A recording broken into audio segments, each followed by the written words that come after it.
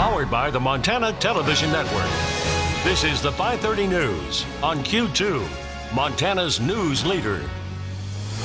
Good evening and thanks for joining us. I'm Russ Riesiger. And I'm Janelle Slade. Tonight, the latest on a School District 2 proposal to dig out of a $4 million shortfall. That growing budget shortfall facing Billings Public Schools will result in cutting nearly 40 full-time positions. That's the recommendation from School District 2 officials who've been grappling with the shortfall that could grow to as much as $5.6 million over the next 5 years if not addressed. As of today, no specific layoffs have been announced, but preliminary recommendations call for slicing as many as 40 full-time equivalent positions from Billings elementary and middle schools.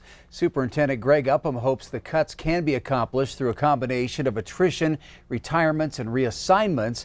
Cuts to gifted and talented programs as well as music, library, and support staff are envisioned, resulting in a savings of some $2.5 million through the 2021 school year. Billings Education Association President Rachel Shilref tells Q2 the cuts will have a tangible effect on both students and teachers, but she says the addition of 2 new middle schools is not to blame for the current budget issues.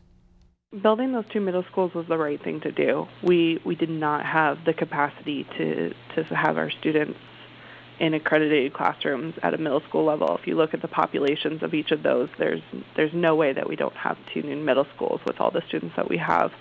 And so I think this is a more of a funding formula issue. Shilref says she plans to meet with BEA members next Tuesday to discuss what the recommended cuts will mean for teachers and the community. As for the school mill levy election set for this spring, Shilref says if that passes, it will help, but it will not deal with the district's ongoing shortfall. Well, Wyoming's lone Congresswoman Liz Cheney is ending speculation that she'll make a run for Senate this election year. Cheney said in a statement today that she plans to run for re-election in the House in order to, quote, stop House Speaker Nancy Pelosi and socialist Democrats who are threatening our freedom and our Wyoming values every day. Cheney's decision expected to help former U.S. Rep. Cynthia Lummis, who has announced that she'll make a run for retiring Senator Mike Enzie's job. Other Republican Senate candidates could still enter that race. Another competitor for Montana's open U.S. House seat officially entered the race today. Republican Joe Dueling and his wife Julie Dueling, who's running for re-election in the state legislature, both filed today. Joe Dueling is one of 6 Republicans running for Montana's only House seat, which is open because Greg Gianforte is running for governor. Julie Dueling, also a Republican, is running for her 2nd term as a state representative.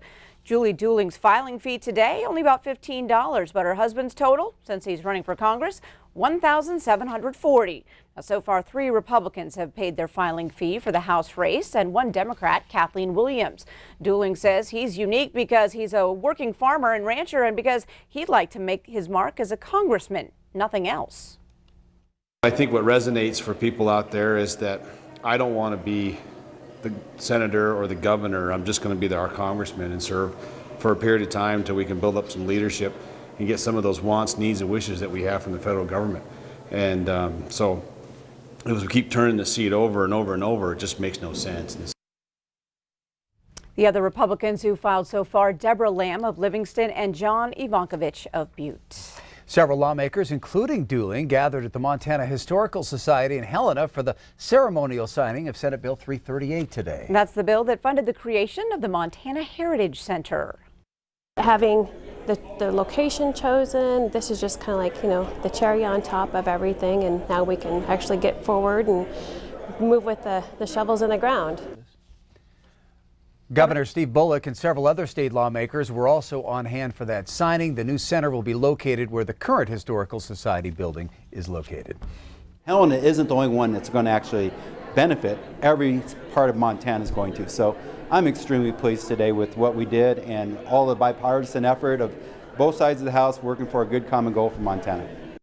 The Montana Heritage Center Committee is set to hold its first design meeting on January 22nd. Well, violent crime has doubled and property crime has also increased over the last 12 years. And the city of Billings looking to change that will give citizens a chance to comment on the problems and possible solutions. More than 600 people were victims of violent crime and about 6,500 were victims of property crime in Billings last year. Well, tonight, City Administrator Chris Kukulski, Police Chief Rich St. John, and Fire Chief Bill Rash and others from the city will talk about those challenges. The city has some ideas, such as adding officers to allow more patrolling and relationship building. Kukulski says the city is just part of the solution and will have to work with county, state, and federal agencies to curb the drug use that has led to so many of these crimes. A large portion of the crime that we face here and the challenges are tied directly to addiction and mental health challenges. And when meth became such a prevalent drug here in Montana, coming apparently across Mexico, it just really, there's a direct correlation we see on both property crime and violent crime. Well, the city held one meeting last week and will hold another one tonight. That'll be at the Billings Public Library starting at 6:30. Well, tonight, some good news out of Billings Logan International Airport. Numbers released today show the Billings hub is getting busier. Billings topped its record high passenger and freight totals in 2019. Now, the airport served about 46,000 more passengers last year, surpassing the previous record in 2018. Now, take a look. In 2018, passenger boarding and departing totaled nearly 904,000 people. And this past year, that number comes in at more than 950,000 passengers. As for total weight of cargo and mail coming in and out of Billings, up 21.5%. Now, Director of Aviation and Transit KtVq reminds passengers in order to keep this record-setting pace, Montanans need to make sure they have their real ID or passport by October 2020. Well, for the first time in its history, JetBlue is heading to Bozeman and taking off with new summer and winter nonstop flights to New York and Boston. Airport Director Brian Springer is calling it a home run for Bozeman, one that will increase their footprint across the entire nation. Those flights will be on Saturdays and Wednesdays. The New York JFK flights will operate at least 3 times a week and daily at various times throughout the year. All of the new flights will begin in June. Airport officials add it might be a few years before the Boston flights would become daily and at least a year before the airport sees an expansion of this magnitude again. Well, Montana's 2020 Teacher of the Year is now a finalist for National Teacher of the Year. Linda Ross teaches science courses at Baker High School and told us today she's shocked, excited, humbled, and terrified all at the same time. Ross learned the exciting news last month but couldn't share it publicly until today. She heads to Washington, D.C. in mid-February for 2 days of interviews. Well, I hope to advocate for teacher recruitment and retention in rural areas and also rural reservation schools. That's kind of my platform. Since 2016, they started with some programs to increase retention and recruitment, and they've been really successful. So I'm hoping to help advocate for those, and hopefully they can even get started in other states using Montana as a model.